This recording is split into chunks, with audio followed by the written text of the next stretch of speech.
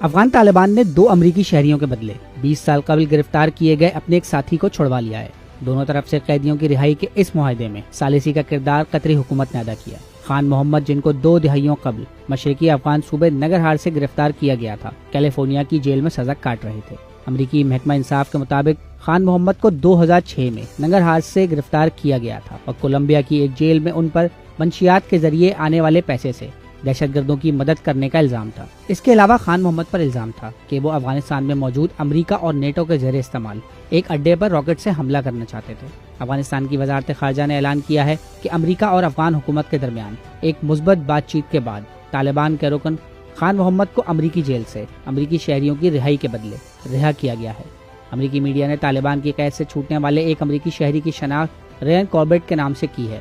Corbett 2021 میں امریکی حکومت کے انخلا کے وقت افغانستان میں ہی تھے اور 2022 میں ان کو اس وقت گرفتار کیا گیا جب وہ ایک بزنس ٹرپ کے لیے افغانستان گئے تھے۔ کاربیٹ کی بیگم اینا نے ڈونلڈ ٹرمپ سے ان کی رہائش گاہ پر ملاقات بھی کی تھی، جہاں ٹرمپ کی جو بائیڈن سے اس معاملے کو لے کر بات چیت ہوئی تھی۔ امریکی میڈیا کے مطابق دوسرے چھوڑے جانے والے قیدی کا نام ولیم والس میکنٹی ہے۔ افغان حکام کے مطابق تبادلے کے اس معاہدے میں قطر نے ثالثی کا کردار ادا کیا ہے اور امریکی صدر جو بائیڈن نے اپنے آخری ایام میں ان کی سزا معاف کرنے کی منظوری دی تھی، مگر اس منظوری کی کوئی تشہیر نہیں کی گئی تھی۔ 2 دوسرے امریکی شہری اور سابقہ ایئر لائن مکینک جارج گلیزمن اور محمود حبیبی بھی اس وقت افغان طالبان کی قید میں موجود ہیں اور ان کو القاعدہ کے سربراہ ایمن الظواہری کی کابل کے علاقے میں ہلاکت کے فوری بعد گرفتار کیا گیا تھا۔ وال اسٹریٹ جرنل میں شائع ہونے والی ایک خبر کے مطابق امریکی حکومت گوانتانامو بے میں قید ایک افغان شہری رحیم الافغانی کو 3 مغویوں کی رہائی کے بدلے رہا کروانے کے حوالے سے بات چیت کر رہی تھی۔